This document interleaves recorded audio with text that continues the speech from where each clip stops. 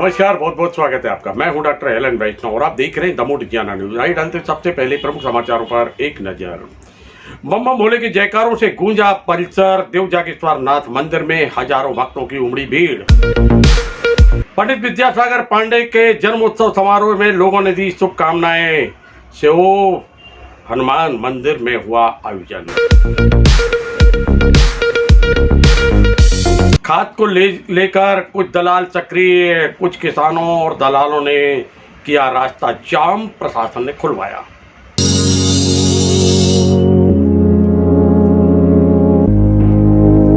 दमोह सब्जी मंडी में अव्यवस्थाएं रोक होने के बावजूद भी पन्नी का विक्रय जारी।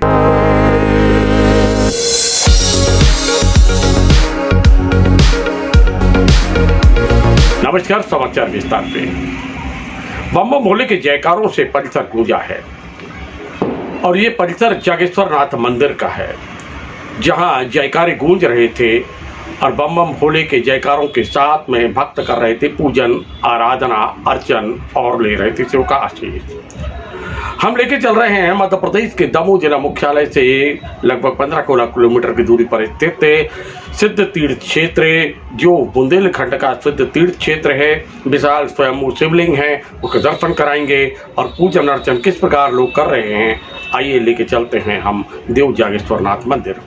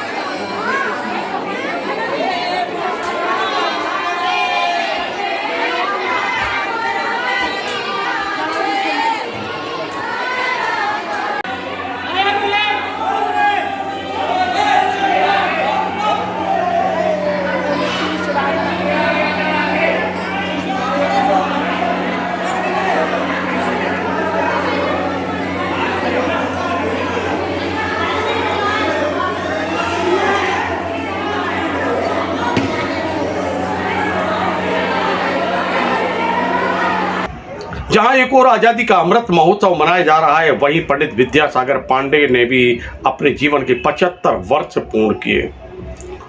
उनका जन्मोत्सव बड़े धूमधाम से मनाया गया। शिव और हनुमान मंदिर जेल के पास जो अति प्राचीन मंदिर है, वहां आयोजन हुआ।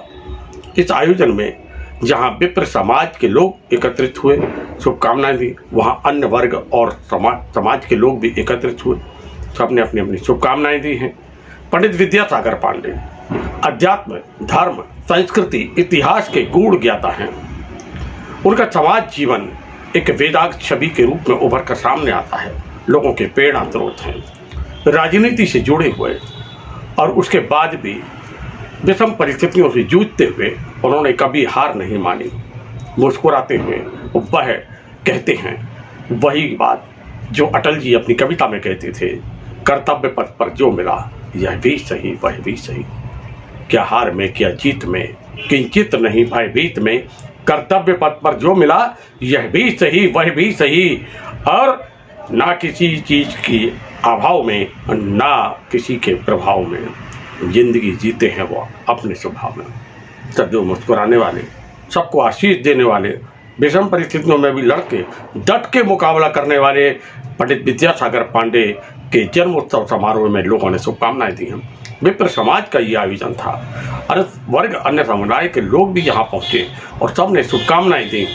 कहा आप शतायु हों, दीर्घायु हों और मुस्कुराते हुए सबको आशीष देते रहें, स्वस्थ रहें। आइए लेके चलते हैं हम वहाँ जहाँ हो रहा है आयोजन। कि वो भी आए और हमारे सम्मानित पांडे जी का स्वागत कर रहे हैं।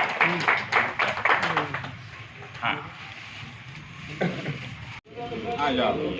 और श्री विनोद दुबे, एक मिनट, हमारे पंडित पांडे जी का स्वागत कर रहे हैं और कर रहे हैं।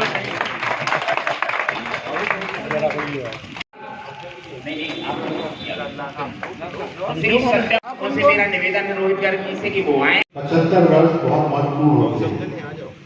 आदरणीय पांडे जी ने 4 पीढ़ियों को देखा है समाज को, और इस समाज में जो सामाजिक, आर्थिक, राजनीतिक जो भी परिवर्तन इन सालों में आए हैं उनको करीब से देखा है। मुझे जो जानकारी है, आपका 50 वर्षों का सार्वजनिक जीवन है। समाज सेवा में आपने 50 वर्ष समाज को दिए। इनके पास काफी अनुभव है, ज्ञान है, और हमें इनके अनुभव एवं ज्ञान का हमेशा लाभ लेना चाहिए। मैं अपेक्षा करता हूं कि आदरणीय हमें हमेशा हम लोगों को अपना मार्गदर्शन देंगे, आशीर्वाद देंगे। मैं इनके उज्ज्वल भविष्य की कामना करता हूँ। हम सबके लिए खुशी का पल है, प्रसन्नता का पल है और भावुकता के भी क्षण है।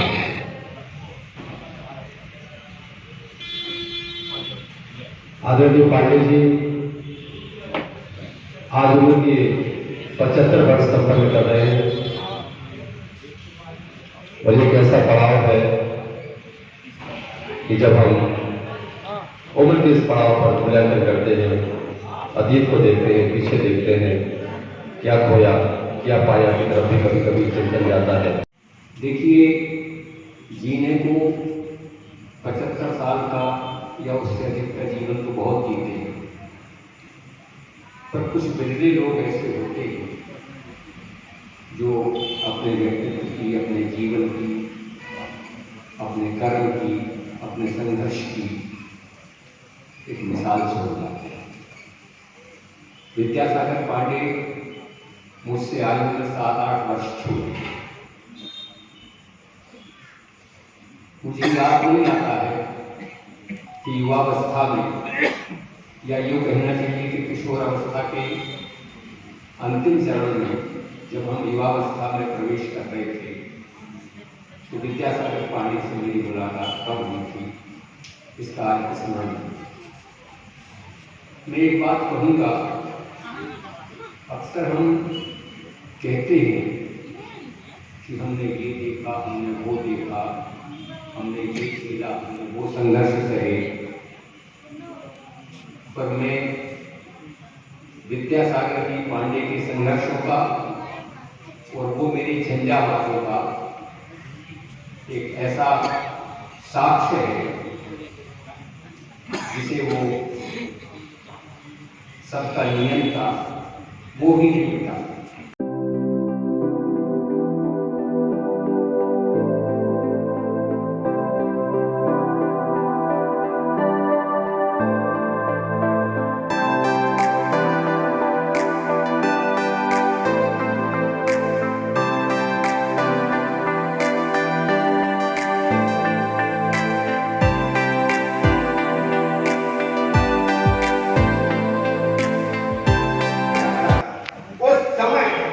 विद्यासागर पांडे जी ने वो संघर्ष किया और सिंगल में होके झंडा गाड़ा।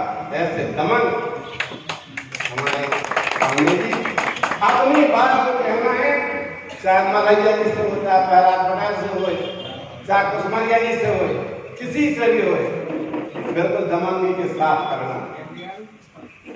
और जमीन से जुड़े हैं, अपने सेल्फ स्टैंडिंग उठाइए, उतार चढ़ाव होता है, मगर विद्यासागर जी पांडे की कुर्ता में और धोती में कलप कभी कम नहीं। ताली बजा। ऐसे विद्यासागर जी के लिए मैं सतायु का भगवान से परमपिता परमेश्वर से भोलेनाथ से प्रार्थना करता हूँ, और जिन मंदिर की समिति अपना सौभाग्य मानती है, हमारे अध्यक्ष सम्मानीय कम है, लेकिन इस सम्मान के लायक वो आज थे कि इन सबने मिलकर इनका 75वां जन्मदिवस इस देवभूमि में मनाया। इस कार्यक्रम के आयोजक से उनकी भावनाओं को धन्यवाद देने के लिए अच्छी जगह का हमने चुनाव किया और हम सब अपेक्षा रखेंगे कि दादा हम सबके बीच में लगातार रहें और हम सबका मार्गदर्शन करते रहें। आप सभी का धन्यवाद। अपने स्वभाव कितनी विपन्न परिस्थितियां और कैसी कैसी स्थितियां नजदीक से देखने के बाद भी मुस्कुराहट बनी होती है कि दर्द अपने सीने में छुपा लेते हैं और जो खुशियां हैं वो हम सबको ऊपर निछावर कर देते हैं। आशीर्वाद के रूप में लगातार हमें ऐसा अवसर भी मिला। हालांकि उनके साथ कार्य करने का जब आप जिलाध्यक्ष थे, मीडिया प्रभारी का मैंने काम देखा और बड़ा उत्साह के साथ हम भूल जाएंगे, आप भूल जाएंगे, लगाएंगे, बार बार लगाएंगे, आपको याद दिलाएंगे और आशीर्वाद देते रहेंगे। मित्रों, हम यह कामना करेंगे कि मनुष्य स्वस्थ रहे, प्रसन्न रहे। इसलिए पांडे जी का आशीर्वाद हमको लगातार मिलता रहे और अगर यूं ही मुस्कुराते रहे, हम सबका मार्गदर्शन करते रहे। ये प्रार्थना भगवान से करता हूँ। बहुत बहुत धन्यवाद। अभी प्रार्थना करते हैं कि स्वस्थ और प्रसन्न हो, खुशियां अनंत हो। प्रभु से हम ऐसी प्रार्थना करते हैं। सुनिए और ध्यान से, बड़े ही सम्मान से सुनिए और ध्यान से, बड़े ही सम्मान से पंडित विद्यासागर पांडे जी को अब हम आमंत्रित करते हैं। मेरे पास कोई शब्द ही नहीं है, मैं कैसे आप सबका आभार मानूं। आप सबने मुझे जो स्नेह दिया उसका मैं चिरंजीव रहूंगा। मुझे नहीं मालूम कि ये कार्यक्रम कैसे होते यहाँ पे। मुझे तो कल अशोक स्वामी जी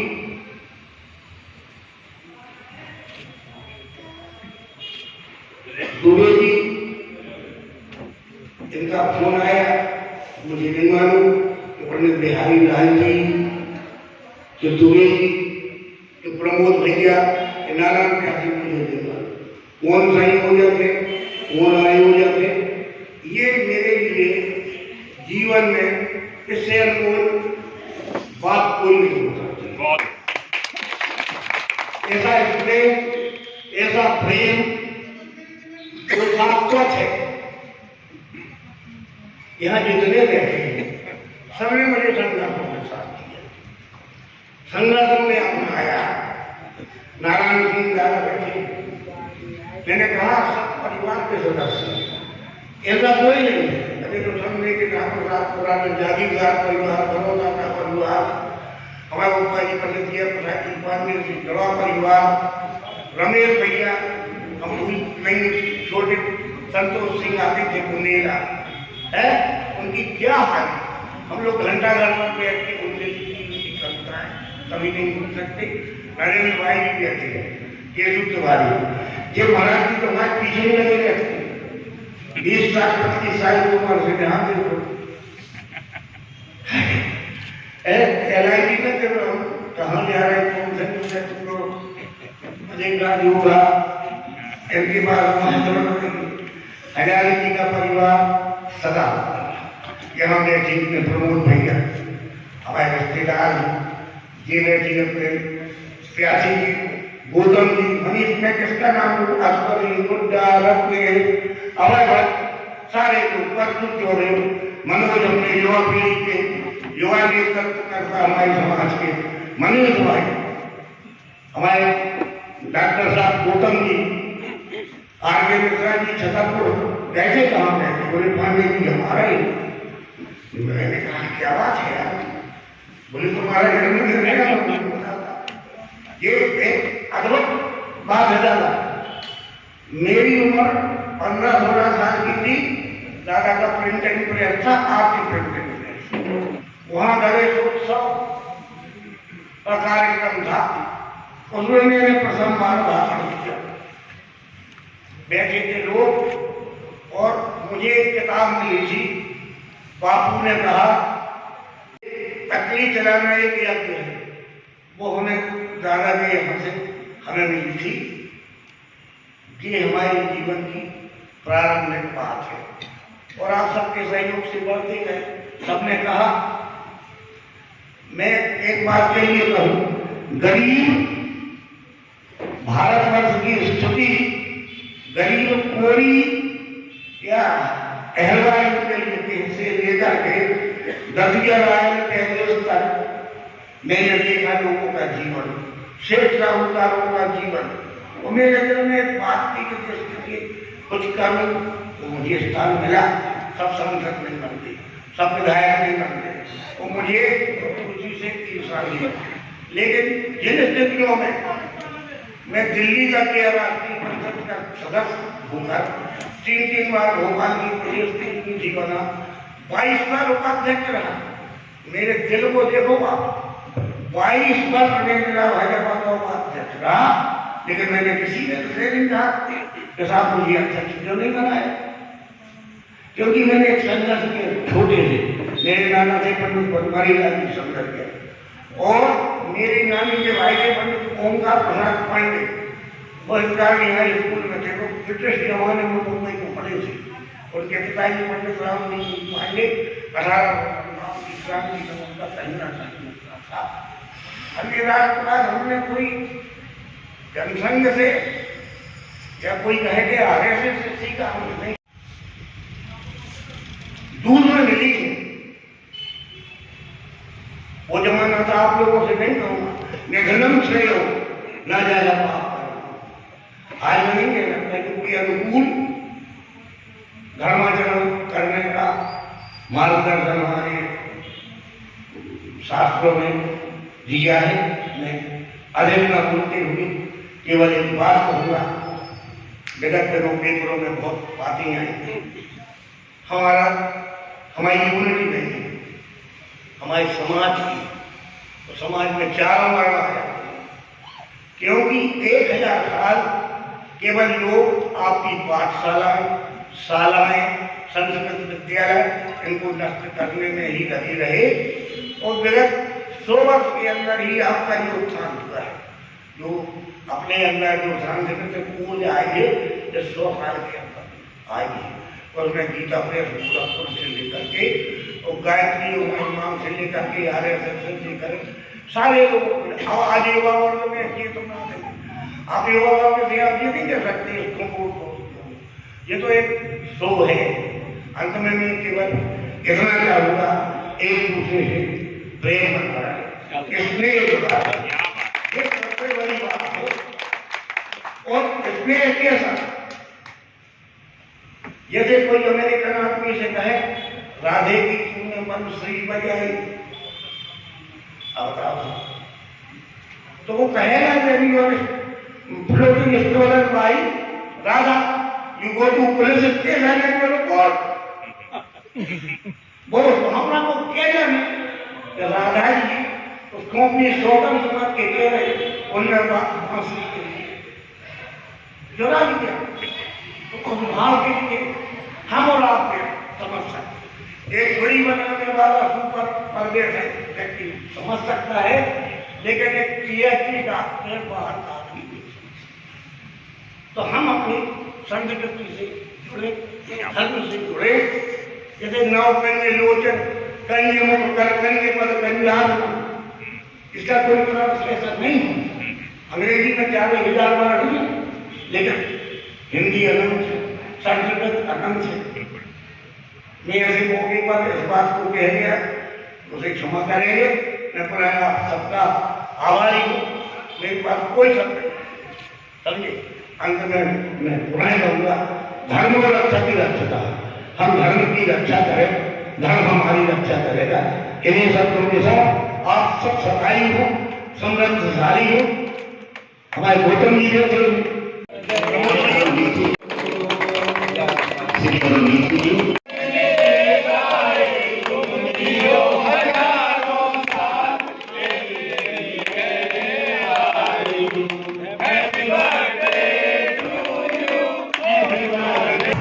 किसानों के द्वारा लगातार ये आरोप लगाए जा रहे हैं कि खाद्य वितरण व्यवस्था में अनियमितता है। दावे भी हैं और आरोप भी हैं, परंतु इसमें सच्चाई कितनी है यह वह अधिकारी बता सकते हैं या वो लोग बता सकते हैं जो इससे जुड़े हुए हैं। और लेकिन आए दिन ये समस्या पैदा हो रही है। प्रशासन कहता है पूरी व्यवस्था है, शासन कह रही है पूरी व्यवस्था है, और किसान संघ के कुछ लोग यानी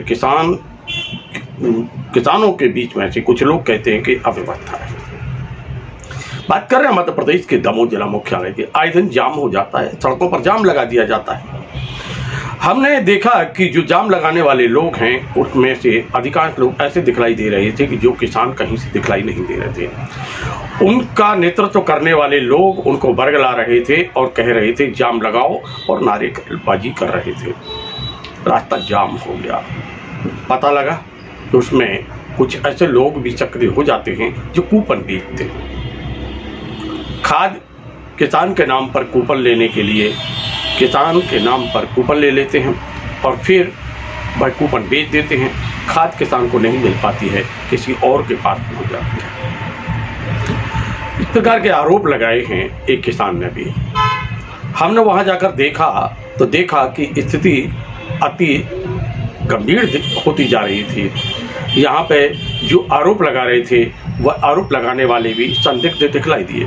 कुछ नशे में थे तो कुछ किसान दिखलाई ही नहीं दे रहे थे, कुछ विद्यार्थी भी थे सड़कों पर बैठे हुए थे, कुछ महिलाएं भी किसान बनकर बैठ जाती हैं और कुछ ऐसे लोग भी बैठ जाते हैं जो प्रतिदिन यही धंधा करते हैं और बदनामी होती है शासन प्रशासन के।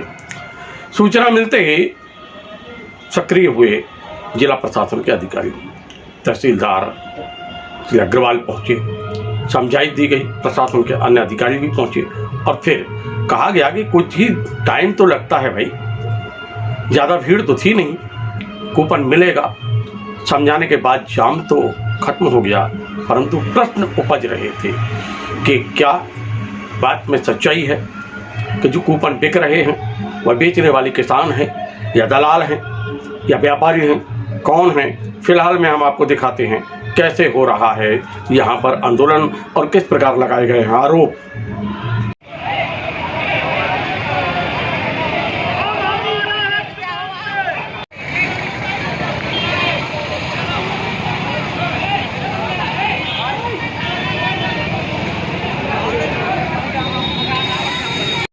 भोपाल सिंह। कहाँ से आए हो? बालाकोट। क्या समस्या आ गई? समस्या खाद की आ गई। ये लोग टोकन देते हैं तो कछु लोग बेच रहे हैं टोकन 500 में दे, 300 में दे, 100 रुपया में भी दे। वे किसान है कि नहीं है? वे किसान जो है सो उन्होंने लेकर टोकन अपने घर चले गए। जो टोकन बेच रहे किसान तो नहीं है ना? नहीं, वे अब नहीं दिखा रहे, हम देख रहे हैं उन्होंने। अब जब बेचन लग सो हाथ पकड़ ले कि तुम कैसो बेच रहे, काय हो लो तुमने। उनने जो हमने कही आप वही बताओ, हमारा आधार कार्ड ले, हमें टोकन दो। हमारे टोकन है नहीं है, टोकन ले लो। 250 दादा के ले दे, 200 में हमें दे दे, ऐसा टोकन दे रहे भैया।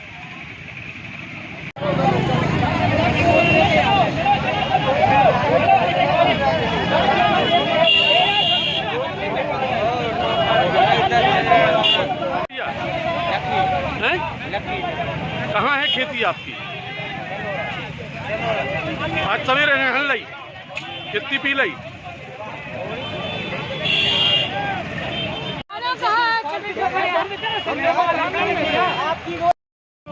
अभी सर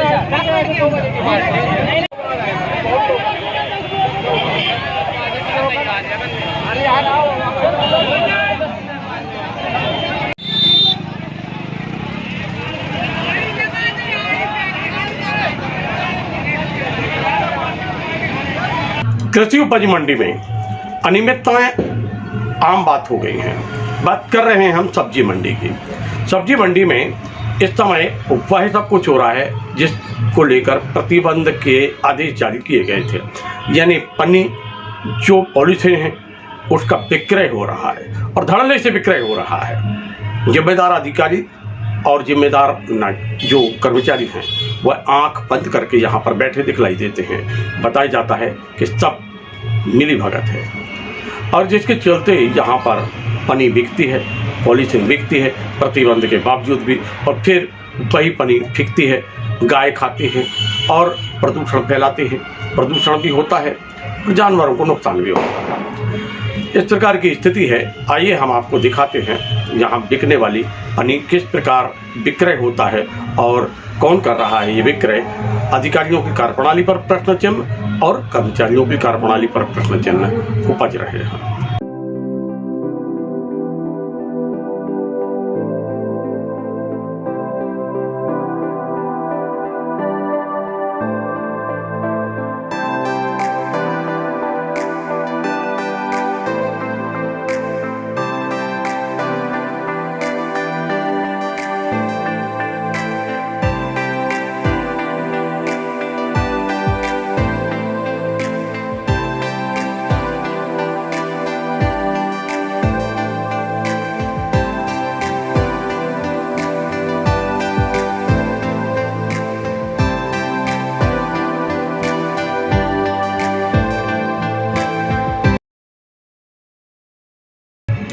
मित्रों, ये थे अब तक के प्रमुख समाचार। कल फिर मिलते हैं नए समाचारों के साथ, तो देखते रहिए दमोह डिगियाना न्यूज। नमस्कार।